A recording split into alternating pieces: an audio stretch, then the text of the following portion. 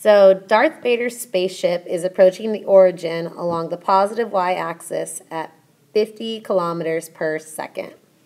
So we can draw Darth Vader's spaceship. What does it even look like? I think it looks like this, right? There we go. And it is approaching the origin along the positive y-axis. Meanwhile, his daughter Ella's spaceship is moving away from the origin along the positive x-axis at 80 kilometers per second. I did not know that Darth Vader had a daughter, but that's okay. Here is her spaceship. And we'll make it look kind of the same as Darth Vader's, I guess. So we have a spaceship along the x-axis, so we'll call that one x. And we have Darth Vader's along the y-axis, so we'll call them y. So we know that Darth Vader's spaceship is moving along the positive y-axis at 50 kilometers per second. So we'll call that dy dt. And since he is closing in on the origin, we'll make that a negative rate, so negative 50 kilometers per second.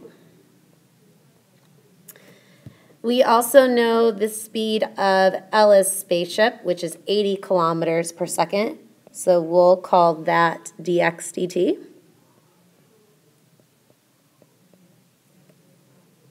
And since her spaceship is moving away from the origin, we will leave it positive. When Darth is at y equals 1,200 kilometers and Ella is at x equals 500, is the distance between them increasing or decreasing, and at what rate? So we'll draw the distance between them, and we will call that r. So we want to know if the rate is increasing or decreasing. So if we find dr dt, and it is positive, we'll know that the rate is increasing. And if it is negative, we'll know that the rate is decreasing. And we want to find dr dt when x equals 500 and y equals 1,200. So we'll use Pythagorean theorem to relate the variables. So we have x squared plus y squared equals r squared. And we'll do the derivative with respect to t. So we have 2x dx dt plus 2y dy dt equals 2r dr dt. And we want to solve for dr dt, so we'll divide by 2r.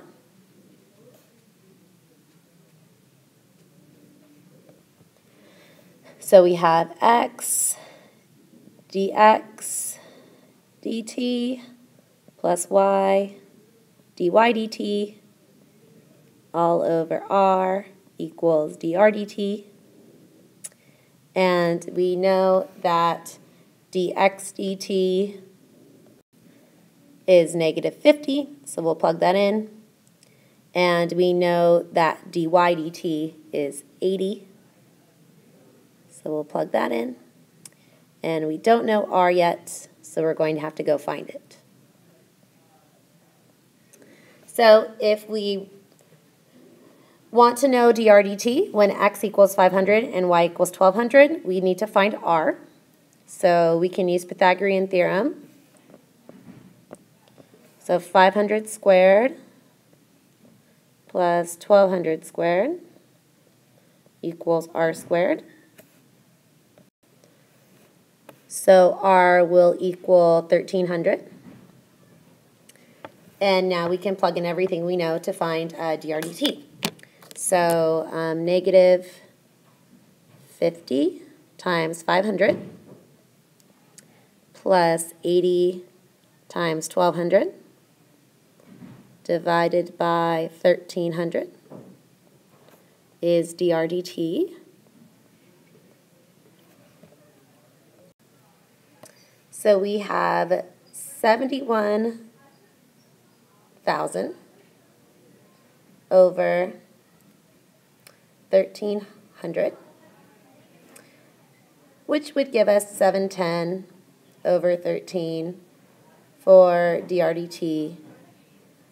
And the units on that would be kilometers per second. And we know that this would be, the distance between them would be increasing since our rate is positive. For number 8, we have another cone problem where we have a water tank that's in the shape of a cone with a diameter of 6 meters and a depth of 5. And if the water is 3 meters deep and is rising at 5 meters per hour, what rate is the volume changing? So we know that we definitely want to find dV dt. And we want to find that when the water is 3 meters deep, so when h equals 3 meters. And we also want to set up the volume equation. So we have that the volume is pi over 3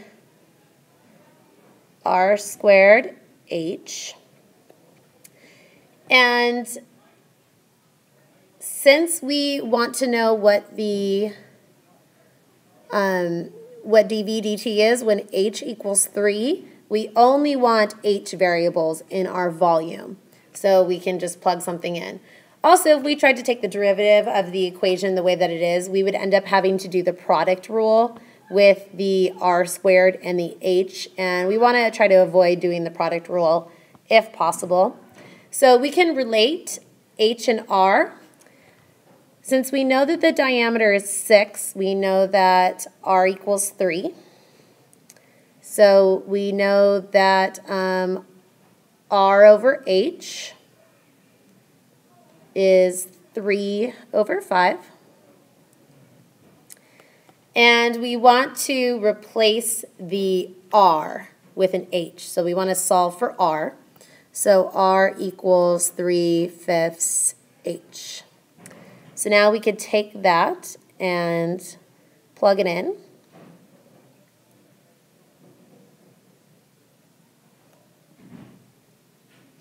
So we get that the volume is pi over 3 times 9/25 h cubed. And that would simplify to pi over 25. Oh, I'm sorry, 3 pi over 25.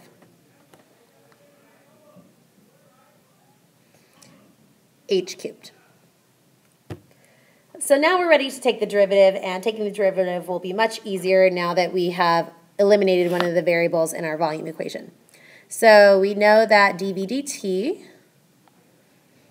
will equal 9 pi over 25 h squared dH dt.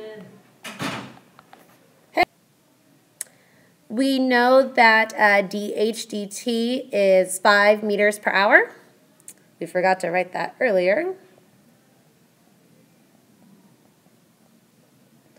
Since that is the rate that the water is rising. So I will plug in 5 for dH dt. So, oops, dV dt equals 9 pi over 25 h squared times 5. So 9 pi over 5 h squared. Okay, so now we can finally answer our question, what rate is the water rising when our height is 3? So I'm going to plug a 3 in for h. So we'll get 9 pi over 5 times 3 squared, which will be 81 pi over 5. And I believe the units on that are centimeters per second, but I'm going to go back and double check. They are not. They are meters per hour. So let's change that. Just going to scribble it out. Meters per hour. There we go.